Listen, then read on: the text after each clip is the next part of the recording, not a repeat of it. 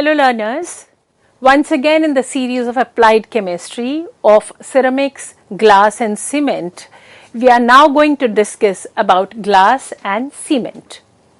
Glass may be defined as an amorphous, rigid, brittle, hard, transparent, supercooled liquid. It is resistant to heat.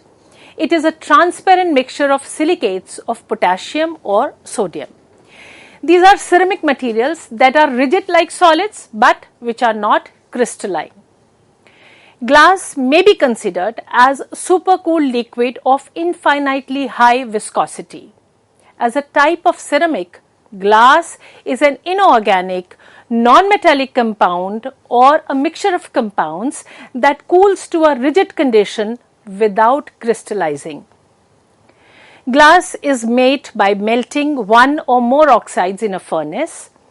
The liquid glass is cooled until it is thick enough to mold and then shaped and cooled further slowly. That process is known as annealing until it sets to a solid mass. Most glass is made from silica mixed with other oxides that melt at a lower temperature than glass made from pure silica. Windows, bottles and drinking water glasses are made from soda lime glass. Now let us talk about the composition of glass. Glass is not a single compound. It has generally the complex formula XR2O, YMO and 6SiO2, where R is the alkali metal like sodium potassium, M is a bivalent metal like calcium lead, X and Y are the number of molecules. The composition of some common varieties of glass, for example, we have soda lime glass which has metal sodium and calcium in it, potash lime glass that has potassium and calcium combination, potash lead glass that has potassium and lead combination. Now let us talk about different varieties of glass. Vitreous silica quartz glass, a glass made by fusing pure silica without a flux and is very resistant thermally and chemically. It is used beyond the temperature ranges of other glasses and is transparent to UV radiation. Ordinary glass otherwise is not transparent to UV. Then alkali silicates, soluble glass soda glass, soluble glass is potash glass, water glass. These are used in soap manufacture for preservation of eggs in the manufacture of artificial stones. Talking about lime glass, we have soda lime glass which is also known as soda glass or soft glass, combination of sodium and calcium. They are easily fusible, low softening temperature and they are used in laboratory apparatus, window and plate glass. Then potash lime glass, it is a hard glass, combination of potassium and calcium. The fusion temperatures are high and they are used in making of chemical apparatus as they can withstand high temperatures, especially the combustion tubes. Then talking about lead glass, which is also known as potash lead glass or flint glass, combination of potassium and lead. It fuses easily. It has a refractive index of 1.7 or 1.78, which is higher than that of a common glass which has a refractive index of 1.5. And this glass is used for decoration and optical effects, manufacture of lens and prism, artificial gems and electric bulbs. Then we have borosilicate glass. When part of SiO2 in glass formulation is replaced by B2O3, the glass formula changes and this borosilicate glass usually contains SiO2, that means the silicates, in the range of 80 to 83% and they are used for laboratory glassware. Now let us talk about some special glasses. The colored glasses. Color is produced by the absorption of certain light frequencies by agents in solution in the glass. The coloring agents of this group are the oxides of transitional elements, especially the first group elements which are mentioned here. Then we have colored glasses. Color is produced by colloidal properties precipitated within an originally colorless glass by heat treatment. Example is the precipitation of gold colloidal producing gold ruby glass. Color is produced by microscopic or larger particles. Selenium rods of SeO2 are used in traffic lights. Then opal translucent or ground glass, also known as the Ghosa Kanch. Soft glass made translucent by rubbing the surface with emery powder and turpentine, or sand and water using HF. Then we have safety or laminated glass. 2 layers of glass with an interleaf of plastic, and when the glass is broken, the fragments are held in place by the interlayer of plastic which is present in between. Then we have the windshield glass, a framed pane of usually curved glass or other transparent shielding located in front of the occupants of a vehicle to protect them from the wind. A shield placed to protect an object from the wind. Modern windshields are generally made of laminated safety glass, a type of treated glass which consists of typically 2 curved sheets of glass with a plastic layer laminated between them for safety and are bonded into the window frame. Motorbike windshields are often made of high impact acrylic plastic.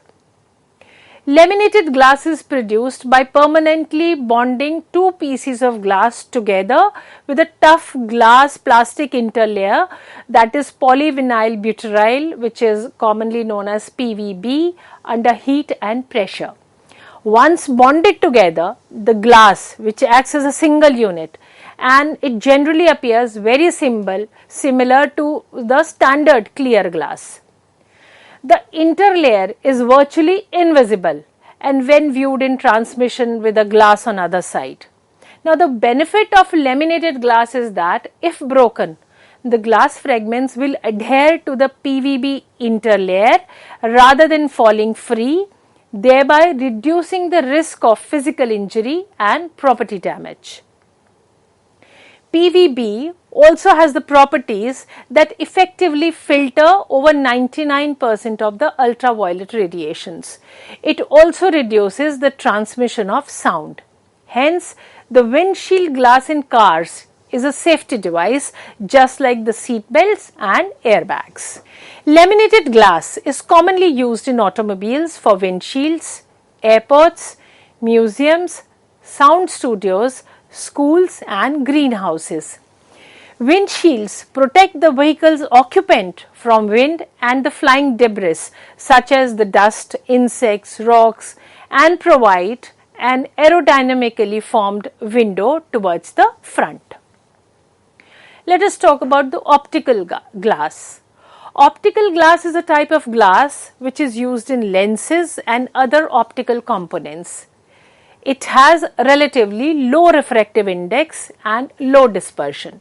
Crown glass is produced from alkali lime silicates containing approximately 10% potassium oxide and is one of the earliest low dispersion glasses. Now fiber glasses. Glass wool is impregnated with various binders and used for insulation, and it can be spun into a yarn. Phosphate glass contains P2O5 as a major ingredient, wholly or partially displacing SiO2. It can resist HF. Side glasses for the handling of uranium hexafluoride in separation of uranium isotopes are usually made of phosphate glass. High silica glass have 96% of silica. This glass has high chemical durability and is extremely stable to all acids except HF, which attacks more slowly than others. Photochromatic glass. These lenses that darken on exposure to specific types of lights, most commonly the ultraviolet radiations. Once the light source is removed, the lenses will gradually return to their clear state. Photochromic lenses may be made of glass, polycarbonate or another plastic. Traditional photochromic eyeglasses are generally alkali boroaluminosilicates with 0.01 to 0.1% silver halide and a small amount of copper. Upon absorption of light, the silver ion reduces to metallic silver, which nucleates to form colloids about 120 angstroms in size. This is small enough to keep the glass transparent, but the colloids are dense enough to make the glass look grey or black. Now, properties of glass: it is transparent, usually amorphous solid, vitrifies easily but devitrifies by formation of crystals under suitable conditions. On long standing or very slow cooling during annealing, some of the metallic silicates crystallize out. Glass is then said to devitrify. Hard and brittle, no fixed melting point, bad conductor of heat and electricity, can incorporate color, maintaining transparency are the physical properties of glass. They are not attacked by air, water, oxidizing agents like acids. They are only oxidized by HF readily, as shown in these reactions. The raw materials employed in the manufacture of glass can be again classified into three heads: substances of an acid character, substances of a basic character, various decolorizing and opacifying agents. Certain color producing oxides are used for producing colored glass. For example, CuO for blue color, Cu2O for ruby or red color, Fe3O4 for green color, so on and so forth. Silica is used in the form of sand. It is almost pure quartz, of which iron content should not exceed 0.05%. Soda and sodium oxide is principally supplied by soda ash. Other sources are salt cake and sodium nitrate. The latter is useful in oxidizing iron and accelerating the melting. The important sources for lime are limestone and burnt lime from dolomite. Potash is always used in the form of K2CO3. ZNO is sometimes used to replace lime. BaO is as such precipitated BaCO3. PbO in the form of Pb2O3. Boric acid as such or B3O4. H3O4 H3PO4 is used as an opacifying agent. Feldspar, having the general formula R2O, Al2O3 and SiO2, they serve to lower the melting point of the glass and to retard devitrification, because devitrification means slow crystallization. Cullet is crushed glass from imperfect articles. It facilitates melting and utilizes waste. It may be as low as 10% of the charge or as high as 80% of the charge. Formation of glass in a furnace can be carried out by using these chemical equations as shown here on the screen. It should be noted that the ratios need not be 1:1. The compounds may be of the type in which the ratio is non-stoichiometric. In window glasses, molecular ratios are approximately very different from as compared to the 1:1 molecular ratio. For decolorization, MnO2 is added to the charges which oxidizes ferrous to ferric. Green color due to ferrous silicate being changed to yellow color due to ferric silicate. This yellow color is then rectified by pale violet color due to manganese silicate, and a perfect white glass results. Then now the manufacturing process of glass steps are melting, shaping, annealing and finishing. And in melting, two types of furnaces are used: pot furnace and tank furnace. Pot furnaces are employed in the manufacture of optical glass, art glass, plate glass and in small scale units. Pots are crucibles made of selected clay, high alumina fire, clay such as mullite or platinum. The material of the plot is attacked by prolonged action of molten glass. and hence has to be changed after a number of operations, except when the platinum is used. In tank furnace, batch materials are charged into one end of the large tank built of the refractory blocks. The formed glass is worked out of the opposite end of the tank. The operation is continuous. The wall of the tank furnace gradually wears under away the action of the hot glass. The furnaces may be either regenerative or recuperative design. In either of the cases, the heat from the hot gases is utilized in preheating the air for combustion of the fuel. Once the furnace has been heated, a temperature of about 1205 degrees centigrade is maintained all the time. The larger part of the heat is lost by radiation from the furnace walls. This sort of heat loss is necessary to reduce the action of the molten glass on the furnace wall. Otherwise, the furnace wall will corrode, and sometimes the water cooling pipes are used then to cool the furnace walls. Then the next step is shaping or forming. After that, there is a very important step which is known as annealing. The method of slow cooling of glass is called annealing. If the manufactured hot glass articles are cooled suddenly, it will easily break. To avoid this, glass is cooled very slowly by passing them through several hot chambers. The temperature of the hot chamber is in the decreasing order gradually. This process of slow cooling of glass is known as annealing. The annealing oven is nothing more than a carefully designed heated chamber in which the rate of cooling can be controlled. The last step is the finishing. All types of glass articles must undergo certain finishing operations. These are cleaning, grinding, polishing, cutting, enameling, etc.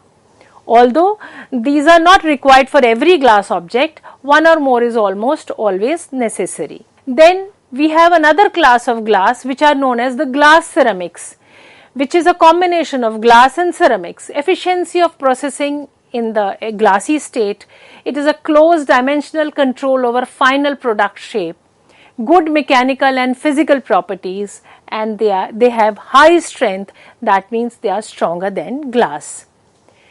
We have a lot of advantages of glass ceramics because it has the absence of porosity and low thermal expansion, high resistance to thermal shock, and it has a lot of applications in the field of cooking ware, heat exchangers, missiles, rodomes, etc. Now let us talk about the third in this lecture series about cement. Cement is a substance which sets to a hard mass in the presence of water. Cement is a building material. It is applied in the form of soft paste which we all see around us with sand and water, and later it sets into a hard mass. It is a mixture of calcareous material and argillaceous material. That means it is a mixture of silicates of calcium and aluminium. The cement will set under water, and therefore it is known also by the name of hydraulic cement. Man had very early discovered certain natural rocks, and rocks on calcination gave products that hardened on the addition of water. Cement was first used by Egyptians in constructing of the pyramids. In 1824, an Englishman, Joseph Asphodene, patented an artificial cement made by the calcination of an argillaceous limestone. He called this as Portland, as concrete made from it resembled a famous building stone obtained from the Portland Island near England. This was the start of the Portland cement industry as we know it today. Two types of cements are in use. Portland cement. It is made by mixing calcareous, limestone and argillaceous material in the proper ratios and heating to the point of incipient fusion in a kiln and grinding the resulting clinker. Portland cement is a mixture of silicates of calcium and aluminium. The raw materials should be so proportionated as to produce a cement in which the ratio of the amount of calcium oxide to the amount of SiO2 should not be more than 1.02 and not less than 0.66, which is shown here. Major constituents of cement: we have dicalcium silicates, we have tricalcium silicates, tricalcium aluminates, tetracalcium aluminoferrite, small quantities of calcium oxide and magnesium oxide, some cement containing gypsum or plaster of Paris, which is added in small quantities to increase the plasticity of cement. Now, as we talked earlier, we have this Portland cement, then we have pozzolana cement. A pozzolana is a material which is not cementitious in itself, but becomes so upon mixing with lime. The natural pozzolana are volcanic tuffs, the artificial ones are burnt clays and shales. Now we have special or corrosion resistant cement. It is mainly used for fabrication of corrosion proof linings for chemical equipment such as storage tanks, absorption towers, acid digesters, etc. For example, phenolonic cement, phenol formaldehyde resins. Then we have high alumina cement. It is manufactured by fusing a mixture of limestone and bauxite. It is characterized by a very rapid rate of development of strength and super resistance to sea water and sulfate carrying water. The raw material used, formerly a large proportion of cement was burned from argillaneous limestone known as the cement rock. In industries, chalk, cement rock and marl, which is a mixture of calcium carbonate and clay, are used.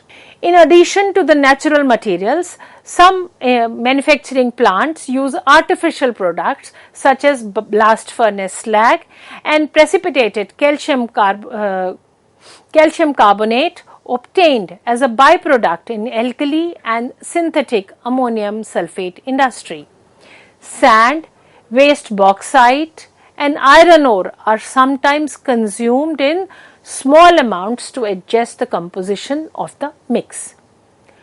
Gypsum is added to prevent rapid setting of the cement. List of raw materials includes limestone, cement rock, clay and shale, gypsum, blast furnace slag, sand, sandstone, marl, iron material, precipitated calcium carbonate and various other miscellaneous materials.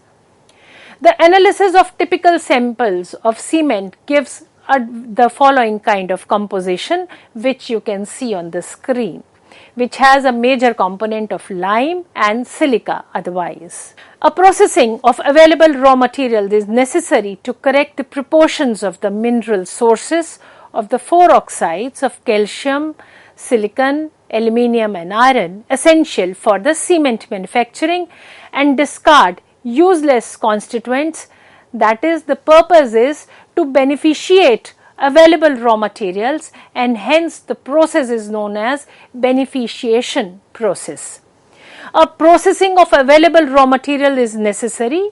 This may involve the raising of the lime content of the raw material, or it may be for the elimination of the greater part of silica as compared to the alumina. The complete process involves a combination of grinding, classification, flotation and thickening operation. In making these differential separations, very small quantities of collecting reagents are employed. The collecting agent must selectively wet or film the mineral to be removed and act with the air to cause the particles to be lifted to the surface, making a froth. That is, the froth flotation process is used to remove the undesirable material in the froth, and oleic acid may be employed as the collector. Now, manufacturing process, there are two processes. Number one is the wet process and number two is the dry process. In the wet process, the solid material after dry crushing is reduced to a fine state of division in wet tube. or ball mills and passes as a slurry through the bowl classifiers or screens. Then the slurry is then pumped into the correcting tanks where rotating arms make the mixture homogeneous, and then final adjustments for the composition. This slurry is then filtered in a continuous rotary filter and fed into the kiln, and the moisture content is almost 40% here. The dry process is specially applicable to natural cement rock and to the mixture of limestone and shale of the state. In this process, materials are roughly crushed, followed by a gyratory mills, then dried, sized and finally ground in the tube mills. The tendency in recent years has been to lengthen the rotary kiln in order to increase its thermal efficiency. Dry process kilns may be as short as 150 feet, but in the wet process, 300 to 500 feet kilns are not uncommon. The kilns are slightly inclined so that the materials fed in the upper end travel slowly to the lower end, taking about 2-3 hours. Waste heat boilers are used to conserve heat because the lining of the kiln has to withstand several abrasion and chemical attack at the high temperatures in the clinkering zone. The choice of refractory lining is very difficult. Pulverizing followed by the fine grinding in tube ball mills and packaging complete the steps to the finished cement. During the fine grinding, some materials are added like retarders, plaster or calcium, air entering agents, then dispersing agent, waterproofing agents, etc. Now in this way, in this topic today lecture, we have discussed about the ceramics in the first section. In the second lecture, we have discussed about glass, cement, their types, and of course the raw materials required and the important steps involved in the manufacture of ceramics, glass and cement. Thank you.